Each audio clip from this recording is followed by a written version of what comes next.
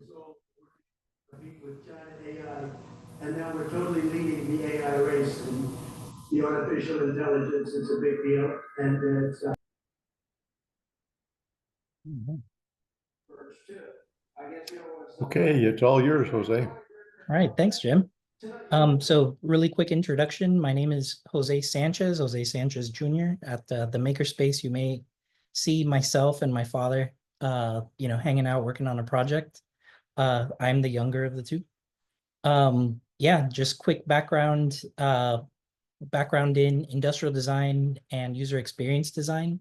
So have designed, built, manufactured, marketed, sold a few products in my day, as well as assisting in the developing of software. So yeah, happy to be a participant and a member of the Citrus Makerspace. So with no further ado, I'll kick it off with tutorials 3 and 4 today on the Fusion 360 software that everyone's been learning. If you follow on my screen, I went ahead, I kind of Julia childed the first of the two models, the paperclip. Julia Child, she would show you how to cook, but with the magic of television, she'd pull out the cooked turkey from the oven, fast forwarding through all the stages of cooking. So I kind of did that. So here's the finished product. I guess what I'll do, and Jim, you said this is how you guys ran it with the first couple sessions. I've queued up the tutorials from YouTube on my computer. So I guess we can kind of break down the explanation and how they go about building the paperclip, and follow along as I build a fresh one if you want to do that. So here we go. Day 3 of learning Fusion 360 in 30 days, the paperclip. Of Learn Fusion 360 in 30 days. I'm Kevin Kennedy, and today we'll create a paperclip as you learn to use the sweep feature. We'll also look at creating tangent arcs and turning sketches into construction lines. Let's get started by quickly saving our design file. The sweep command allows you to create a 2D shape that follows an open or closed sketch path. We'll start by drawing the path of a paperclip, followed by the circle profile.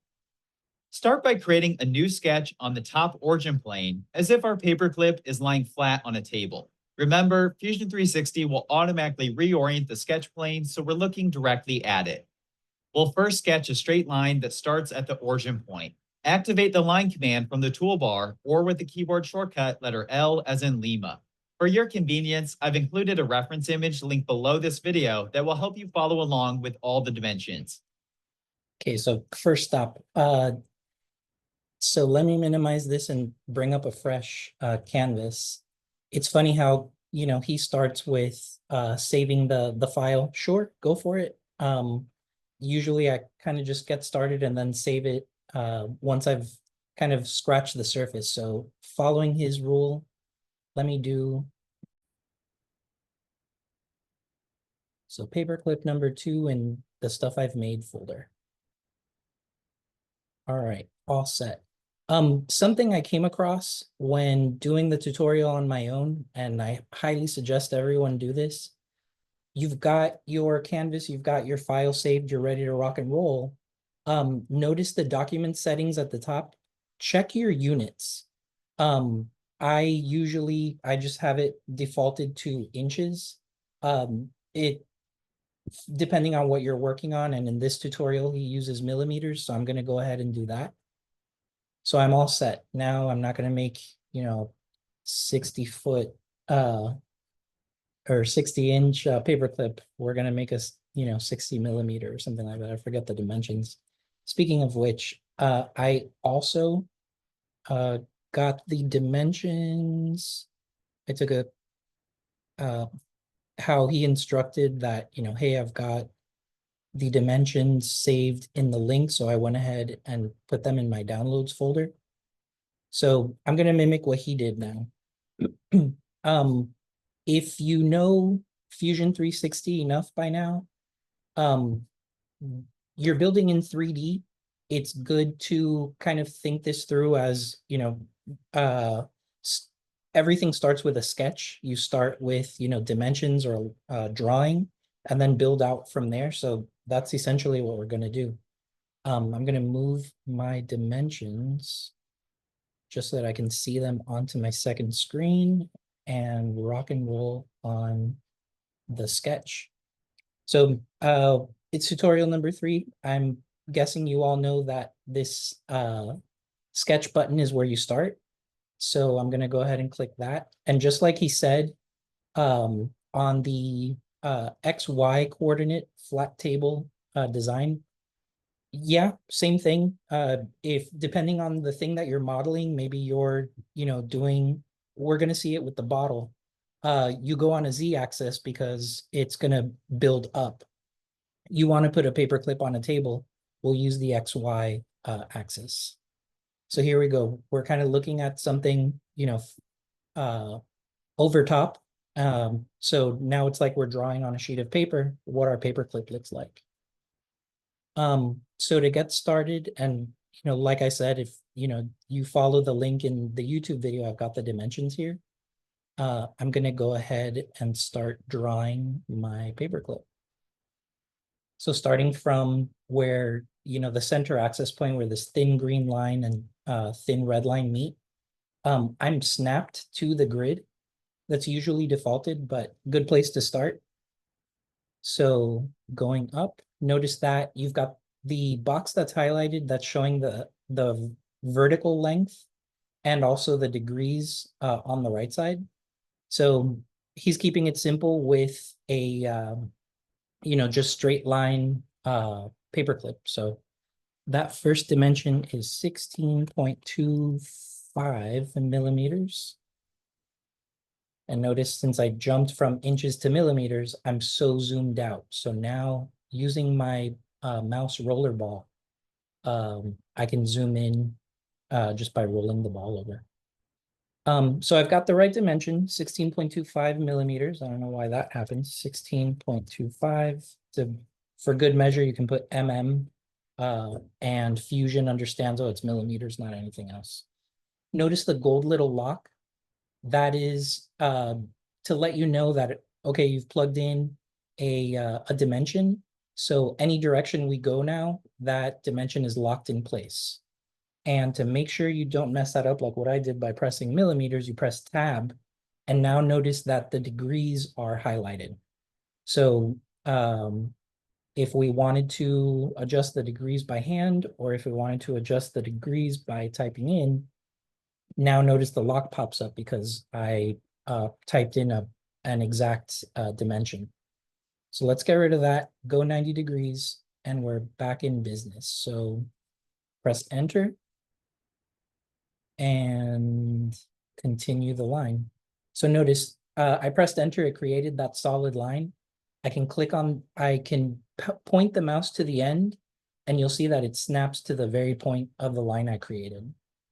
So the next dimension is 7.5 millimeters, locked in, press enter. And he does something that he continues the line, sequentially. You can do it my way, you can do it his way. It'll work both ways. He mentioned something that there has to be continuity in the line you create. There we go. So 26.25 is the next dimension. Enter. Continue. Next dimension is 6.5. Next dimension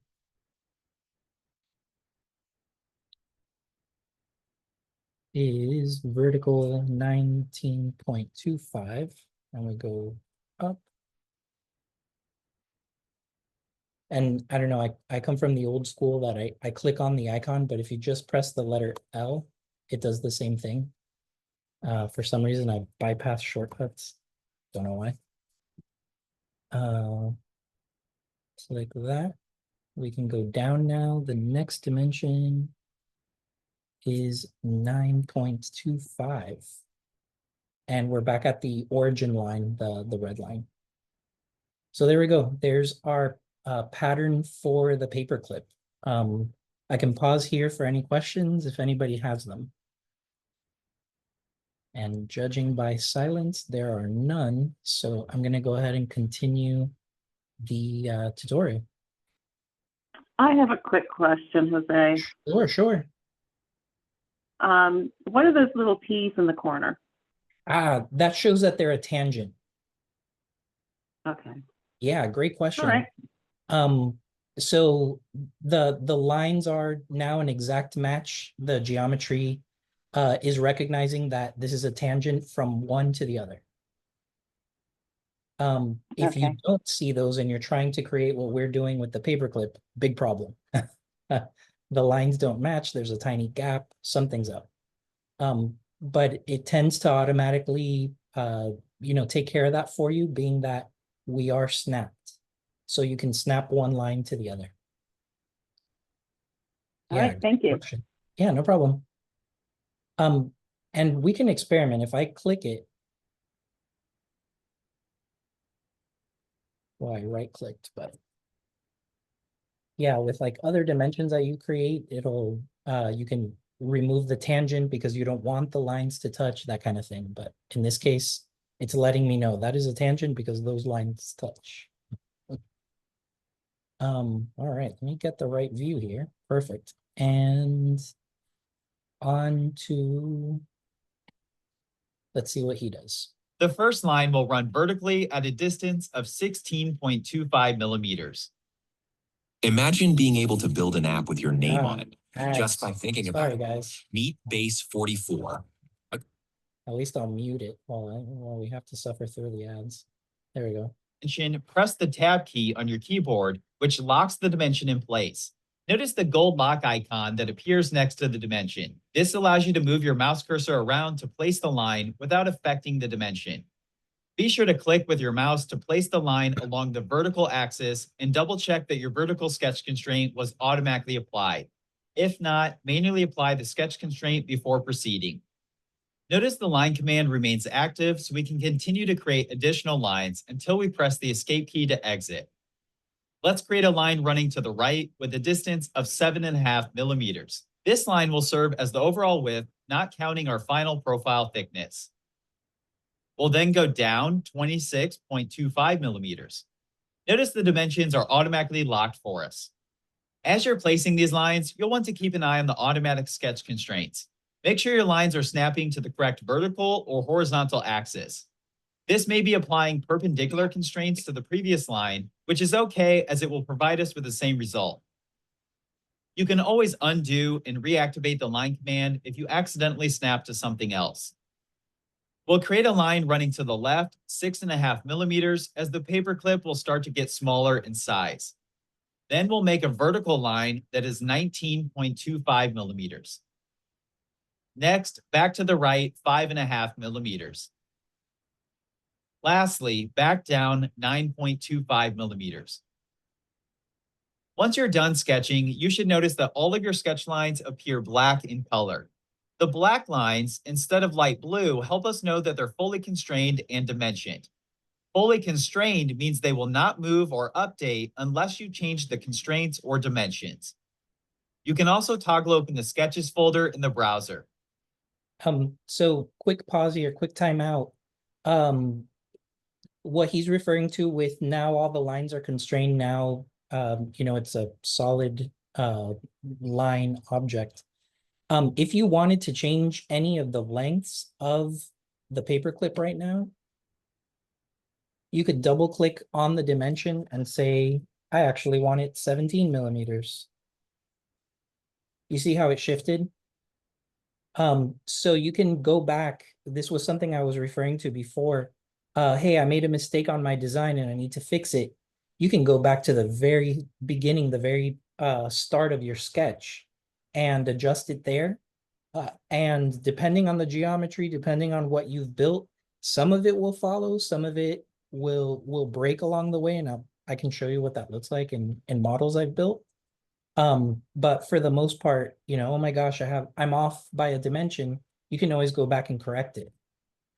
So I'll leave and I can undo by just Control Z. or I'm using Apple, so Command Z. But yeah, I figured that was super important for, somebody that stuck their thumb in their design. Let's keep going. Double check that the red lock icon appears. This lock icon confirms that the sketch is in fact fully constrained, which is a concept that we'll discuss in its own lesson later in the course. So let's double check our red lock, and there it is. We're fully constrained. We've got our dimensions, we've got our geometry correct. We now have the basic framework for our paperclip shape. However, we still need to add the rounded edges. The 3 lines that run horizontally are not necessary for our sweep path. However, they've helped us apply dimensions for the width of each area, as well as allowed us to keep sketching lines without having to reactivate the line command each time. We'll turn them into construction lines since we don't want the sweep feature to reference them. Hold the Shift key and select the 3 horizontal lines. This will allow us to select the construction line type in the sketch palette. Notice construction lines are distinguished by dashed lines. At any time during the sketching process, you may want to move dimensions so they're not in the way. Click and drag them around to reposition them. This is never required, but can help you better understand what's going on. We're now ready to add the rounded ends for the paperclip sweep to follow. All right, so I'm going to pause there. And I learned something new in doing these tutorials, because what I have always done with the 3 horizontal lines, that he makes them construction lines. So you can make them construction lines as well. I actually just go ahead and delete them.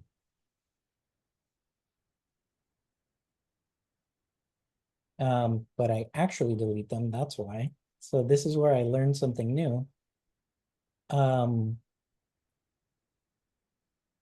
Once I've made the curves.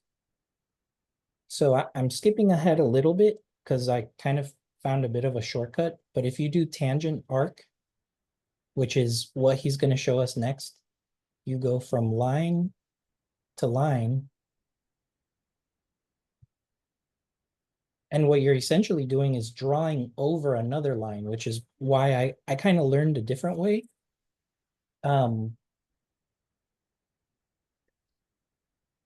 That's, I guess, because I turned them into construction lines. So watch, let me show you guys something a little different. They're back to non-construction lines. They are solid lines. If your project calls for, whatever you're working on that, okay, now I've got that. Notice that now you've got 2 solid lines, and you see kind of this blue, for me, they were trying to mimic like glass or something, but now I can select that. And it goes back to light. Okay, I'm completely wrong. Yeah, do what he is saying with the construction lines. I've built lines in the past and then put a curve, and like you can delete as you go, but apparently not. So following his instruction, my lines are construction, my tangent arcs are in place for the curves of the paperclip, and you have what resembles a paperclip. This, what we're looking at with dimensions, with the curves, with everything, you can send your invention to an intellectual property attorney, and these are the dimensions for the design of my product, and this holds water. So okay, with no further ado, let me keep the instruction going. Use the tangent arc command from the Create menu and the Arc folder. Once active, we'll select the 2 endpoints where our dashed construction lines run. Notice the tangent arc tool automatically applies a tangent constraint to the curve in the adjacent line. This tangent constraint ensures there is smooth geometry throughout the transition, which is ideal in preparation for the sweep command. Repeat this process for the remaining 2 ends. Be sure to double check that you see the tangent icon for each one of them. Our path is now complete. Take a minute to rename the sketch in your Fusion 360 browser. Click the name once to select it and a second time to edit the name. Naming your sketches and other assets is a great habit to form and will make parametric modeling easier in the future. Gonna pause there and do that. I highly recommend you do that. I've created some files in the past that I just went building and didn't name anything, and lost my mind trying to figure out what was what. So I'm gonna call this paper clip path. He calls it something else. Oh, I clicked off. I didn't press enter. That important note, for the name to take, you have to press enter. Paperclip path. There we go.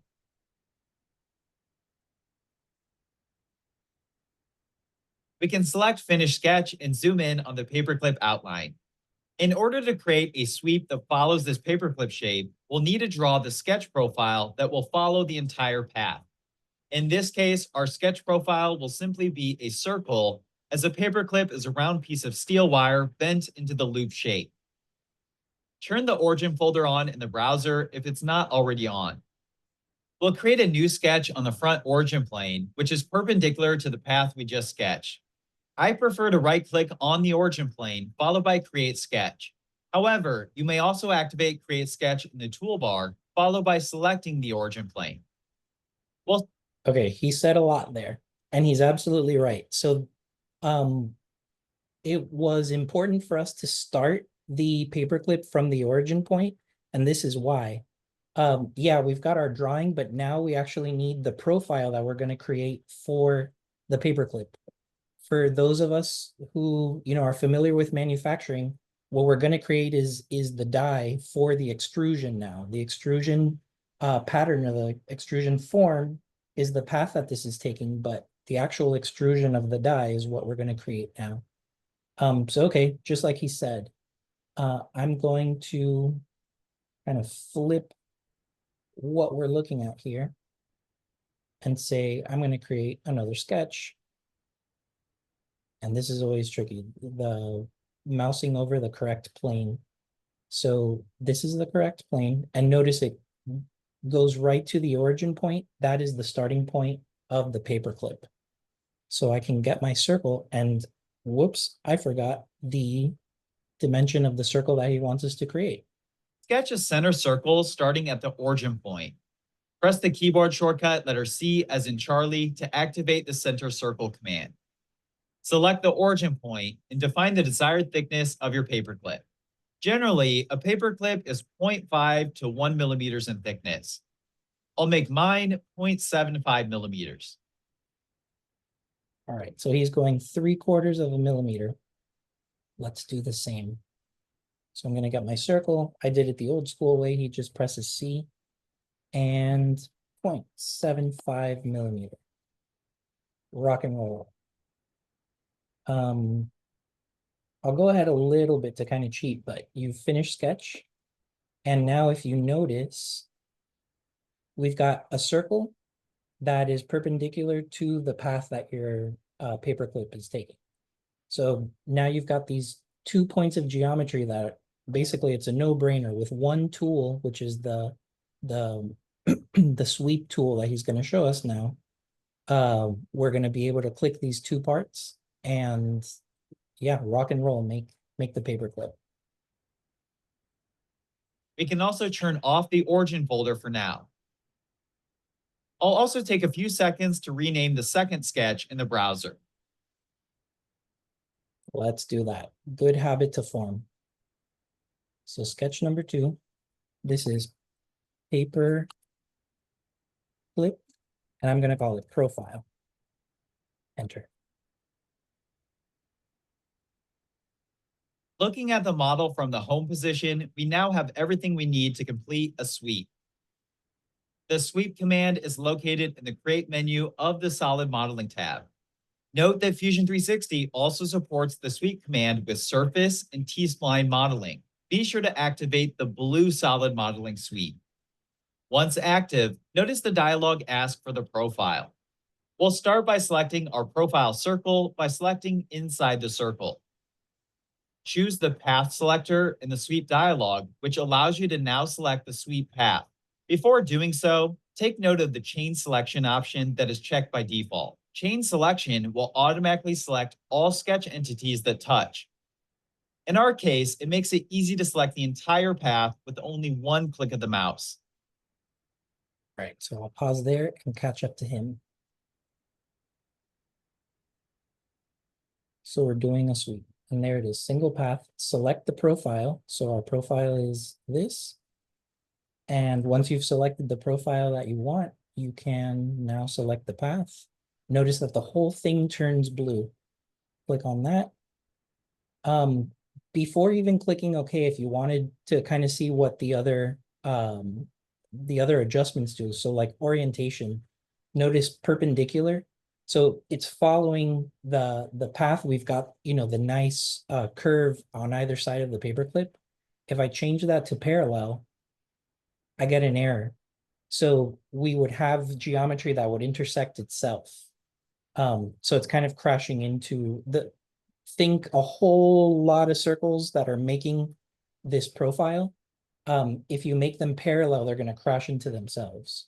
So let's go back to perpendicular. And I'm going to click OK. And you'll see what else he does. There are a couple of adjustments that he shows what happens. If I clear out the selector in the dialog and deselect chain selection, you'll see that we can now select individual sketch entities if desired. There is no right or wrong way to select objects. This will often depend on the project and your desired outcome.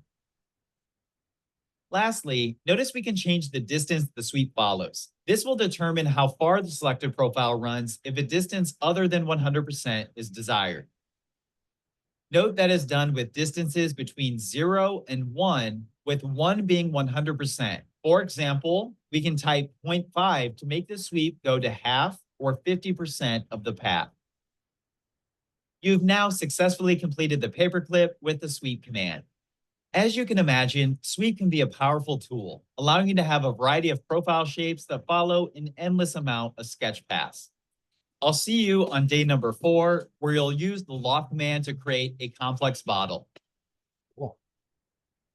All right, so we've got ourselves a paperclip. I can stop for questions and we can take a quick break before jumping into the bottle. All right, well, at this point, paperclip is done. We like how it looks. It's built correctly, so you can go ahead and Control S or Command S on app version description. You can actually title. And Ed had their hand Oh, I'm sorry. for the question, I guess. Click your little microphone, the lower left-hand part of the page. Or is it applause? Is it applause? That could be what that is. Okay.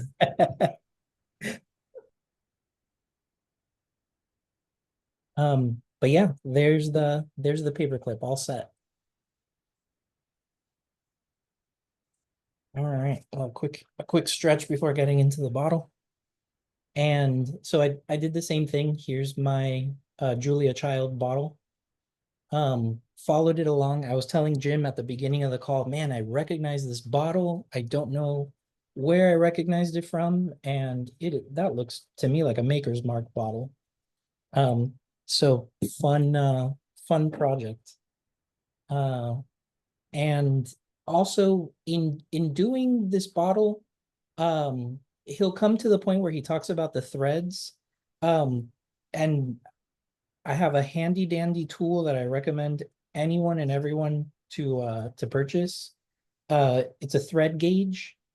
My dad, who's on the call, gifted me one very similar to this, that we've put a lot of miles on. This lets you know, you see the little teeth on each one of the leaves. It tells you how many threads per inch, depending on the type of thing you're working on. So this is more for fasteners and smaller applications, but something like this on a bottle comes in pretty handy when you're trying to determine, gosh, what space do we need between one thread and the other for, this thing that I'm working on? Well, your thread gauge will tell you. So highly recommend, about $8-9 on Amazon. So if you're working with anything precise like that, a thread gauge. It's like a tiny Swiss Army knife. All right, with no further ado, let's rock and roll on the Maker's Mark bottle. So I'll start with a fresh canvas, and this is the next one. Here we go. Of Learn Fusion 360 in 30 days. I'm Kevin Kennedy, and today we'll create a complex glass bottle as you learn to use the loft command. We'll also look at creating offset construction planes, intersecting geometry, and more. Don't forget. Hold on, before you pay for yet another app to manage your team, let me introduce you to Connect. Sorry about the ads, guys. Here we go. Skip. Save and name your design file. The loft command allows you to connect 2 or more sketch profiles together. We'll loft between 4 sketch profiles to recreate the example bottle. In addition, we'll look at adding guide rails to further define the shape. To get started, let's create a new component. Name this glass bottle before clicking OK. So a quick call out here. Notice he's going straight from just creating a body into something now we're calling a component. I wish he did elaborate on that a little more, but a quick explanation of the difference between just, creating a body, creating, the first parts of your design, and a component is everything in this component, everything you're going to be creating and calling it a component is one unit. So for example, well, you design a bottle, what we're going to design is the glass. But if we wanted to go ahead and design the cap, this is another component. The label on the bottle would be a third component. The wax would be a fourth, to give you an idea. So you're kind of separating things that are built together. They make one product, but they're comprised. They have various components that put them together. So that's the difference between, that's what a component is. So let me catch up to him. Let me save my file first. I'm gonna call this bottle. Well, I forgot what he called it. And click on new component. All right, where does he go from there? Remember, components will help keep the related sketches and other assets organized, especially as we move on to multi-part models. So I skipped a step. I have to make a new component called the last bottle.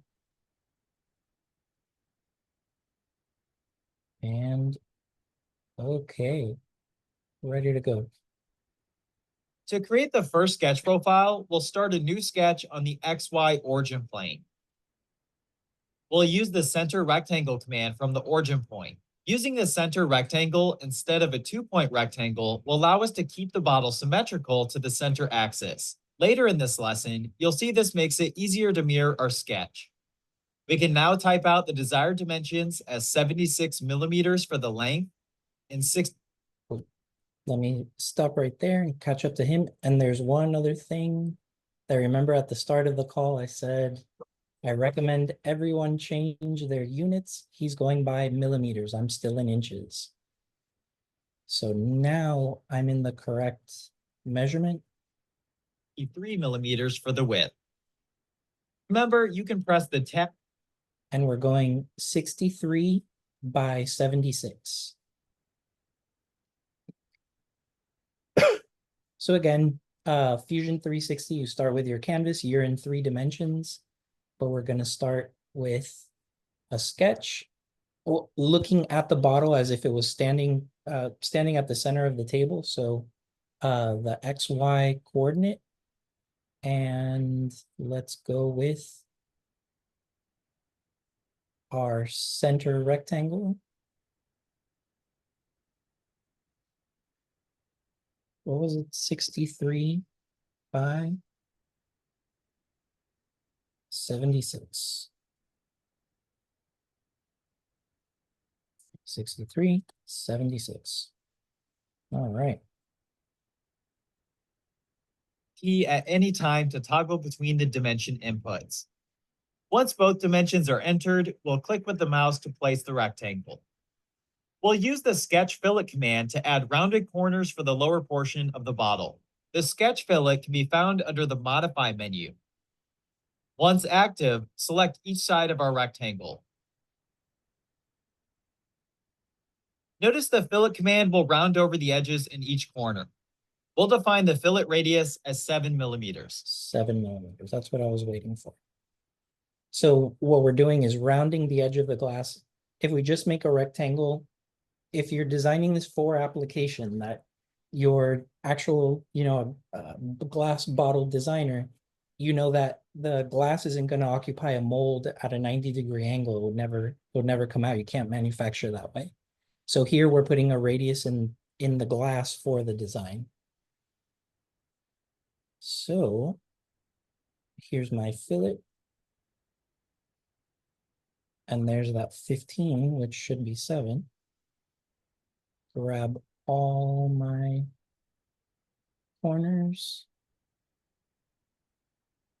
And there we go. We've got our 7 millimeter radius fillets on each side of the rectangle. He mentioned that he doesn't recommend when you're, creating this or designing this way, to have sketch fillets, and I agree with him. When you're actually creating something, you're, designing something in Fusion, it's easier to adjust your construction fillets when we're going from a sketch like this into an actual solid. Rounding edges. Hey, we were running that prototype, we were running that part, didn't quite fit in the mold. You have to increase or lower your radius. Well, you have to do that in a physical state, not the sketch state. So just kind of food for thought. It's important to note that sketch fillets are not ideal, as you'll see the warning icon letting us know they removed some of the existing sketch constraints. When possible, you'll want to avoid sketch fillets in favor of modeling fillets. However, loft and sweeps are two common use cases where sketch fillets are unavoidable with many desired shapes. We can now select Finish Sketch as our first profile is complete.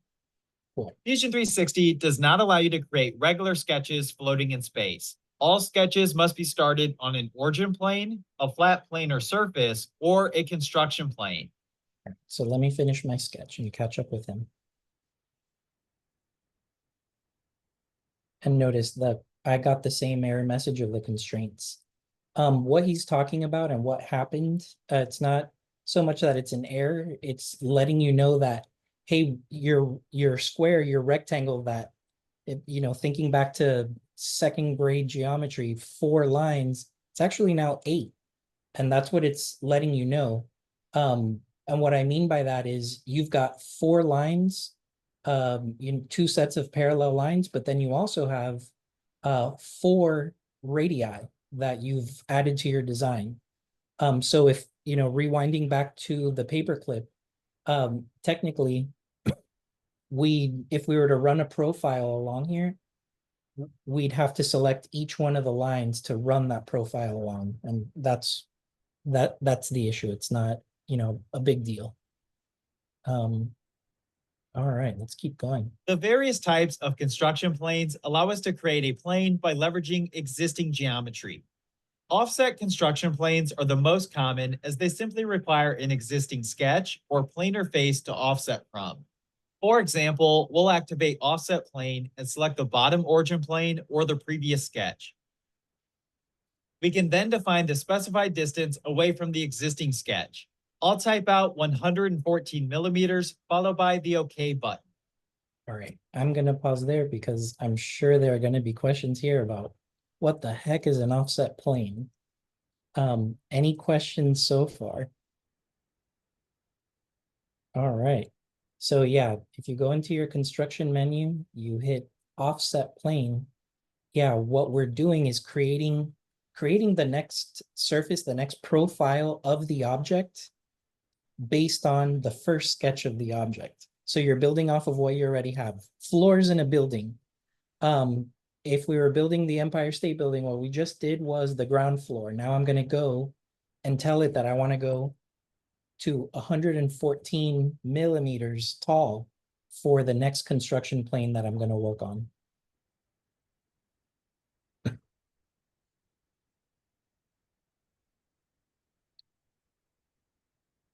We can now create a new sketch on this offset plane to sketch out the second profile.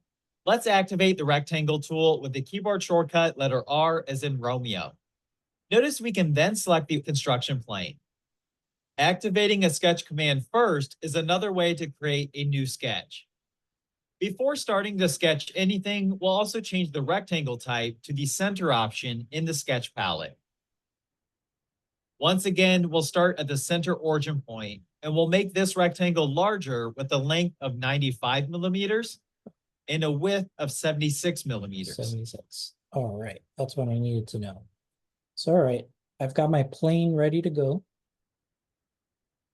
And I want to sketch on this plane, and notice that now I've got four options. I've got the XY, the XZ, the YZ, but also this new plane based on my original sketch. So that's the one we want. So I'm going to click that. And ready to go. Click the rectangle, same thing as just pressing the R button. Center rectangle. And I always forget the dimensions. 76 by 95. Okay. Back here. 7695. There we go. We've got a rectangle. Let me see what radius he puts for the corners now. Once the dimensions are in place, set the rectangle. We'll add larger sketch fillets this time using a fillet radius of 12 millimeters. Be sure to activate the sketch fillet tool and not the solid modeling fillet command. So 12 millimeters, he says. So let's knock that out. So first line, second line. We can punch in our 12, grab the first line again, the next line, and the last line. There we go. I won't quite hit finish sketch just yet. Let's see where he goes. Our first two sketch profiles are now complete. Let's create two more offset construction planes, allowing us to quickly sketch the circle profiles for the stem of the bottle. Activate Offset Plane from the Solid Modeling tab and select the previous sketch. I'll define this offset value as 38 millimeters. All right, so we're gonna go now another 38 stories up the building that we're building. So finish sketch, offset plane, this sketch now, and 38. All right. Be careful when choosing the object to offset from. If this object changes, then the distance of our additional offset plane will change as well. Sometimes you'll want to offset from the origin plane as it won't ever change in location. For this practice project, it's not a big deal either way. Let's create our fourth and final offset plane. This plane will be a distance of 89 millimeters away from the previous plane. 89. All right, so one more offset plane. Zoom out a little bit. Let's construct an offset plane from here, 89 millimeters tall, and golden. We are good to go. You can create offset planes just as I've even made the mistake of putting some on the same dimension in the past, like all over the place. We'll create two different size circles for the stem of the bottle.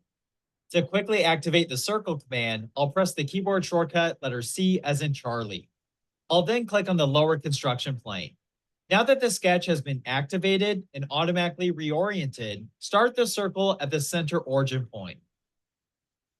Define the diameter as 40 millimeters and place the circle. 40 millimeter circle on the first construction plane. So let's sketch that. So we'll grab that guy. He pressed Charlie, I chose the circle, and 40 millimeters. All set. Finish sketch. Now we've got the first ring for the neck of the bottle. And what's the next one? Take a minute to view the sketch from a side view to double check your sketching on the correct plane. Everything looks correct, so I'll select Finish Sketch. Once again, I'll press the keyboard shortcut letter C to activate the center circle command. I'll select the topmost offset construction plane that I just created, and I'll click on the center origin. This circle will have a diameter of 30 millimeters as we want the top of the stem to be a little bit smaller. All right, so we want a 30 millimeter circle at the very top. So let's sketch that. Pick up that sketch plane or that offset plane. Grab the circle, start at the origin and go 30 millimeters. Done. Finish sketch. There you go. You're starting to see kind of a hint of a bottle at this point, at least the profiles. Let's see. Once complete, let's finish the sketch and view the model from the home position. We now have our 4 closed sketch profiles, as each one includes a blue background highlight indicating they're fully closed. On day number 2 of this course, we created the glass soda bottle using the Revolve tool. This more complex bottle shape cannot be completed with Revolve, as our shape is not symmetrical in all 4 directions around the center axis. You've got flat feet. We'll instead activate the Loft command from the Solid Modeling tab. Note that Loft is also available in Surface and T-Spline modeling, so be sure to activate the blue Solid Modeling Loft feature. Once active, we can select our sketch profiles. It's very important to note that a Loft requires you to select the profiles in the order you want them to be connected. Right. In our case, we'll start at the bottom profile and select each sequential profile as we work toward the top. Watch what happens as I select them. You'll notice it starts to join all of the sketches together, resulting in a 3-dimensional shape. All right, so let me catch up to him. So now, and like he said, very important. Don't start in the middle. Start from where you want the bottle to grow from, or the loft that you're going to create to grow from. So I'll select this one, then this one. Notice how it's already, just with the 2 points, you've got these straight lines. You know, I don't know, I think in terms of like plastic, and this thing kind of looks like a Tupperware already. You've got that lofted shape. But once you click on the third part of the geometry, the circle, now notice that it bulges out. So what's happening is the software is figuring out, okay, I'm starting with this first point. I got to hit this second point, but now I also have to hit this third point. It's creating a model that suits that, but connects everything. So it's having to create that kind of curved shape now. And then now that I'm going higher up and into a smaller circle, oop, now notice that it warped it even a little more, that you've got kind of that swoopy genie in a bottle, you know, kind of shape now. So the software did its best in, hey, I connected your geometry. I hope this is what you wanted. He's going to show us this now, but if we just go direction, it straightens everything out for you.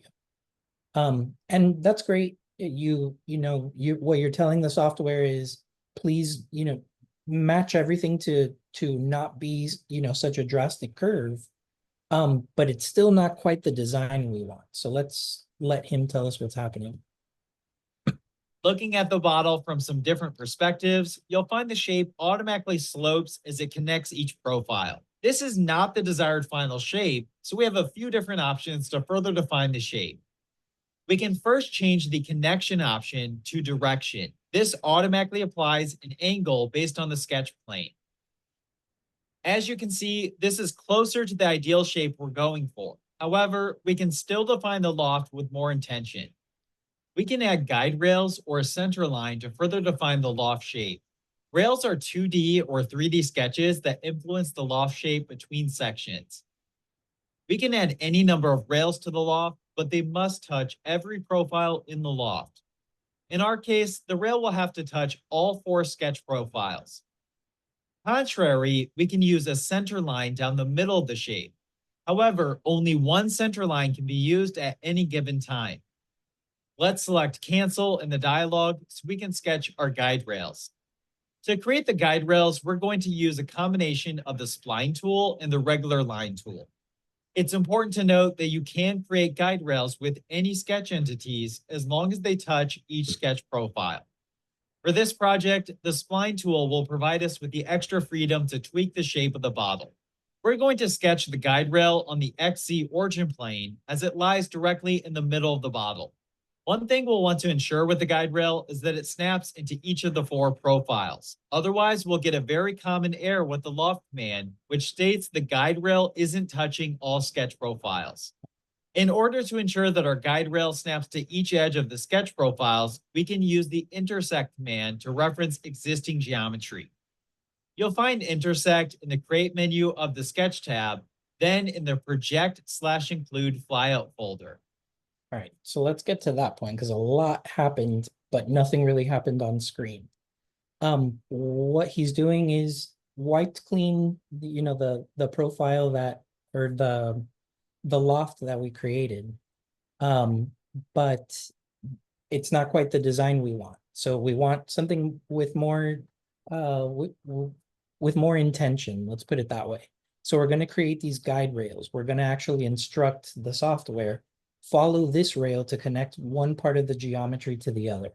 That's what's happening. In order to do that, you need to have intended intersection points. If they're off by a little bit, if you're connecting, a corner of the rectangles, but you're going into part of the circle and it's not quite aligned, the software is going to go haywire and not know how to follow the geometry. So let's get to the part that he's at. So I'm going to cancel this. Okay. And then create.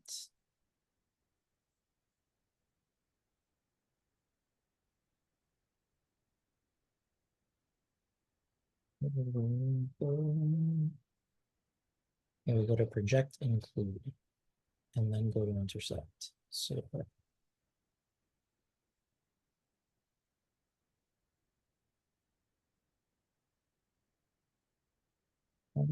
where's project include? Create project include.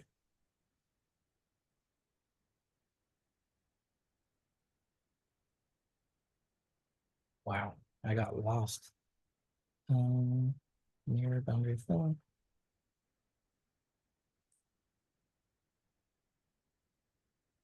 Where did my project include to?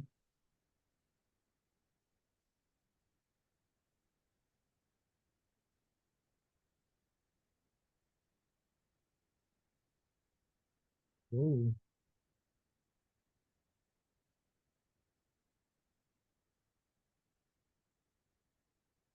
There we go. So you have to be in the sketch tool to get to the project include. So now we're going intersect.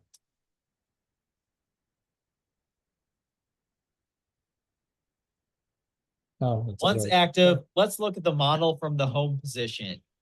As we hover over the sketch lines on the left side, notice the red dot that appears in the middle. This dot represents the area of our existing geometry that intersects the active sketch plane. By selecting this geometry to intersect, we're letting the software know that we would like to reference this existing geometry in the current sketch. In other words, it allows us to guarantee that our guide rails are connected to the exact point that touches the sketch profiles. We'll select each of the 4 sketch profiles.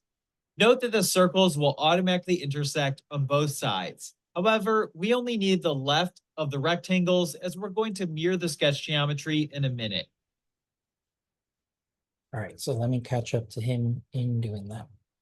So I'm going to go to this home position. Ooh, mine is a little different than his.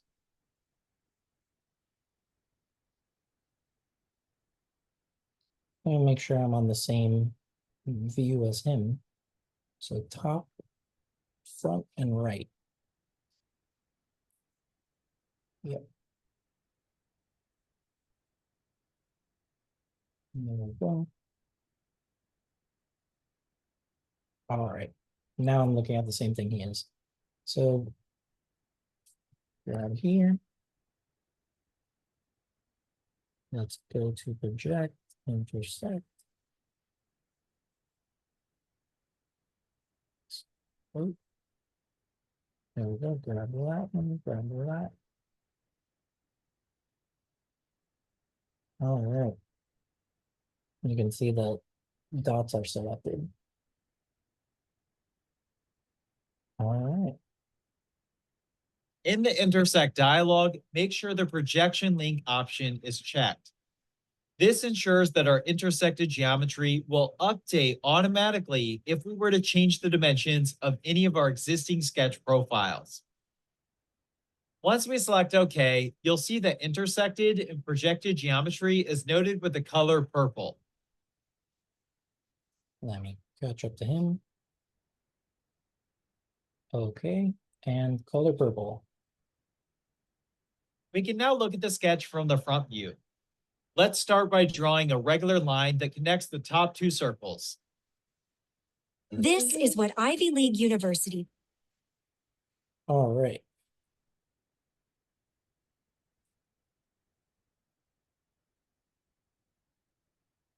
Let's go home. There we go.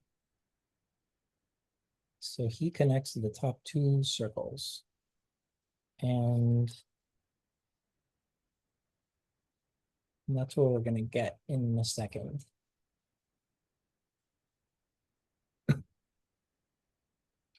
Skip. Snaps to our recently intersected points. We'll then activate the Fit Point Spline command. Start from the bottom point and select the next 2 points. Remember to press the Enter key to commit the spline, or you can select the green check mark. All right, so let me start with the spline. So what the spline does, and the difference between one type of line and the other, is the organic shape you get. So, you know, we can go bending curves around. And once you press the check mark, there you go. That is the curve you're going to get, but there's more to it. And it has to do with these points. Let's see what happens. Really important, we must take the top spline handle and click and drag it until it snaps to our straight line. This will ensure our guide rail is continuous and treated as one line. So yeah, you see that. Oop. There we go. Now I can grab that. What I did was press escape to not draw a new spline, but then just grab the point and drag it into the line and it snaps. So like he said, super important. If it was out here and we go to do the rail, we're going to get an error message because the geometry isn't all, you know, one cohesive line. Now, by doing this, we're snapping it into the other one.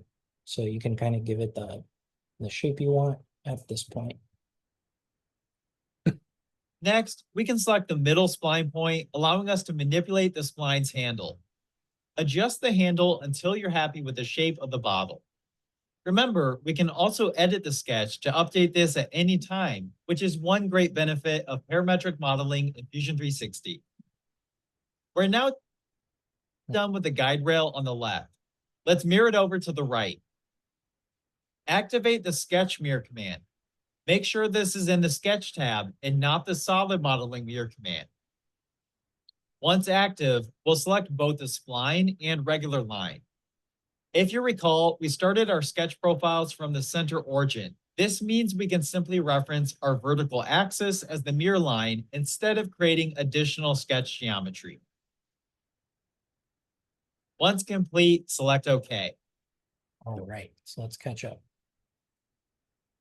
And you can imagine a company, so I was showing the Maker's Mark bottle. I mean, this is, how old is the Maker's Mark company? They stay tried and true to their bottle design. The reason I bring that up is a company like Maker's Mark, a company like Coca-Cola, they wouldn't just have 4 profiles. They'd have dozens of profile lines because each one is part of their brand. And, where those dimensions lie kind of is part of their intellectual property. So, okay, let's do that. We're going to mirror the object, select the object, select the object. The mirror line is from the origin point, the Z. Yeah, Z. There we go. Okay. Any questions on how to mirror? Could be tricky. All right, cool. Hey, Jose. Yes. So if I now change the left-hand side, will that mirror stay on the right-hand side or will it change with the left-hand side? Let's find out, shall we? So I'm going to, what it should do, there you go. It mirrors whatever happens to the other side now. So very useful when, oh my gosh, my bottle dimension is off. I didn't like how the design, worked out. Go back to your mirror line and it'll adjust. Yeah, great question. All right. Notice the mirror geometry that now appears on the right side. Reactivate the loft command from the Solid Modeling tab. Select the 4 sketch profiles in order as we previously discussed. We can now select the arrow in the rail section of the dialog, which allows us to define our guide rails. Notice how the shape of the bottle changes as I select each guide rail. Guide rails can help you precisely define lofts, creating more defined and complex shapes. So let's catch up to him. So yeah, you can see the, there we go. You see where it kind of, how the design of the bottle is now has more intent with this is the exact profile we want you to follow. You can also go on the other plane. He's doing it just on one side, but you can make even the other sides as well so that when you do the loft geometry, however you want, the front, the back, and either the left or the right to follow, they'll do that. So here we go. Oh. No. Loft. I want you to go to you, to then go to you, to then go to you. And rails, we're going to select our rails. And now this is exactly the bottle I wanted designed. All right, where does he go next? If you happen to get a loft error, double check that your spline and line are connected correctly to each of the 4 sketch profiles. If those look good, then double check that the spline is snapped to the straight line, making a continuous line. At this point, we'll finish off the bottle by adding a few more details before making the bottle hollow. If we look at our shape, we'll see the bottom of the bottle is completely flat. We can activate the Modeling Fillet command and select the bottom edge. I'll add a fillet with a radius of 5 millimeters, which adds a nice round over to the bottom. All right, let's do that. So we're all set with our bottle. We're good to go. Let's round off that bottom because that's how you do it. So fillet command, grab that, 5 millimeters, and enter.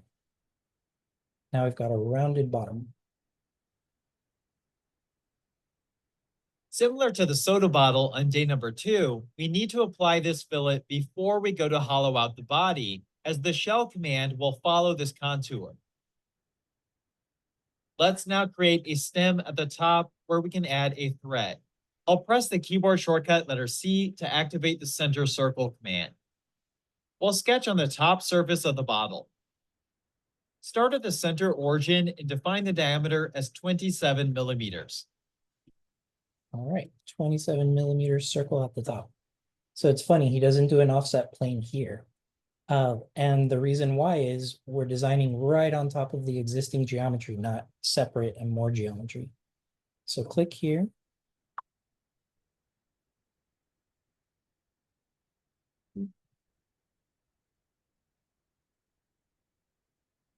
What was it? 27. Enter. And now we've got another circle. We can then activate the extrude command. Select the circle as the profile to extrude and define the distance as 12 millimeters. Before selecting a... All right, so we're going up from that circle 12 millimeters. So finish sketch, grab extrude, and go up 12. Is this, extrude is pretty easy. If you, yeah, a lot of controls here. You can make, you know, 2 sides symmetric, one side, which is what we're doing. Or if you went the wrong direction and you went positive 12, if I were to put a negative 12 here, it actually goes into the bottle. So food for thought when you're creating models. In this case, what we're doing is creating a neck so that we can thread it. Okay, be sure the operation is set to join. Oh, yeah. By setting the operation to join, this 3D body will join the existing 3D body, resulting in a single body. This is crucial for the shell command to work on the entire shape. We can now activate the shell command. Select the top planar surface of the bottle, which will remove the top opening as we define the bottle's thickness of 2 millimeters. All right. So this is fun. In the shell command, what we're doing, here we go, is actually telling the software, telling the part that what we want is a hollow bottle that is 2 millimeters thick. The glass that's going to go into it is 2 millimeters thick.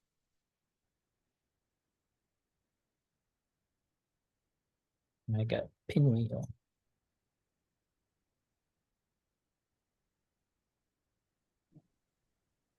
Can't you just select that other circle in the center? Again, do it again. Say that again. When you put the top lid on, I think you needed to make sure it was joined. Because, yeah, when you put the top threaded part on, right there, yeah. Okay. See. Join. There we go. I was on join. It was? I don't know. See if that works. 2. I think where I messed up was I put the letter M, so it was thinking I wanted to go 2 meters out. All right. And then now if I press OK, there we go. We've got a hollow bottle. Cool.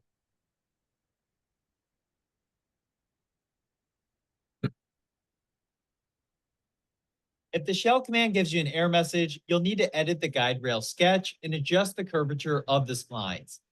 The shell command cannot apply the defined thickness if the curvature is too sharp. Alternatively, try different shell thicknesses to see the maximum size it allows. Lastly, I'm going to add one more fillet to the top edge so this isn't sharp. I'll make this fillet radius 2 millimeters. All right, quick process, let's do that. So quick fillet right here. 2 millimeters. All set. You can choose to add a thread to the top of the bottle using Fusion 360's thread command. Activate the thread command from the Create menu. Start by selecting the cylinder as the face to apply the thread on. Next, you'll want to check the modeled option, which will make a physical thread in the model. So let's do that. Let's create some threads. Right there. So we want it here. And notice what he was saying of actually having it modeled in. Otherwise, it's an image, and if you 3D print, it won't come out. So modeling it in, it actually cuts the threads into the part. There's 1,000 variations of threads here. Yeah, I've been used to like making them by hand in 3D until Fusion 360 came out, that they were all embedded here. So you can even switch what direction the threads go. It's amazing. So yeah, that's what I think he uses. But I know I clicked OK When and I unchecked, skipped the a step. threads are represented by an image and will not be included in the model if you 3D print or export the file in another 3D format. The second option in our thread dialog box is the length. It defaults to the full length, but we can uncheck this to make it shorter by dragging the arrow up or by changing the inputs. Right. Lastly, you will see we can define the thread for a number of different thread standards. Take a minute to choose a thread and experiment with adjusting the length. Your bottle is now complete. I'll see you on day number 5 as you learn to 3D model an ice cube tray. Cool. All right. So if I double click on the thread, the menu comes up again, and this is where I can, oops, I messed up. I only wanted, a certain length. So there it is. When I made the first bottle, I kind of took it to the next step. And let me see if I can pop it up here. I embossed the Maker's Mark logo onto the bottle. Also in 3D. So yeah, if we wanted to make a special edition prototype bottle, there you go, built in, and we can 3D print this and, present it as a prototype option to, the Maker's Mark people. So yeah, those were the tutorials 3 and 4. Any questions? All right, guys. Well, on that note, Thank you. Yeah. Hope to see you guys at the MakerSpace. Thank you, Jose. It was great. Thanks, guys. All right. Thank well, you, Jim. Yeah, thanks, Jim. Thanks for setting this up. We need to do these like once a week. Agreed.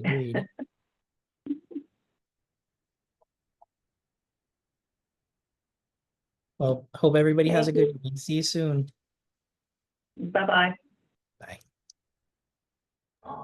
Folks in Cardi, they must choice. You see any other long? Thanks, Jose. Appreciate it. The trees?